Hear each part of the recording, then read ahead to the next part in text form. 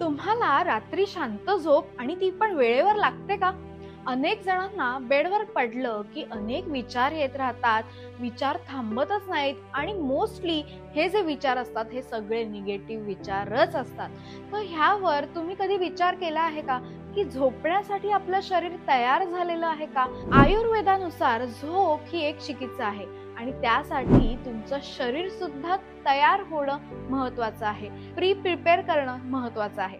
त्यासाठी काय करता येईल? तर रात्री झोपण्याच्या आधी 1 तास मोबाईल हा पूर्ण बंद करायचा आहे, तो बघायचाच नाही आहे. त्यानंतर रात्री झोपण्याच्या आधी आपले पाय गरम पाण्याने धुवून घ्यायचे आहेत आणि त्यानंतर 1 ग्लास गरम दुधामध्ये थोडीशी हळद आणि जायफळ घालून घ्यायची आहे आणि त्या दुधाचं सेवन करायचं आहे. ह्याने तुम्हाला छान झोप लागायला मदत होणार आहे आणि त्याचबरोबर तुम्हाला जर स्वप्न पडत असतील तर तीही पडू नयेत ह्यासाठी ह्याने मदत होणार आहे.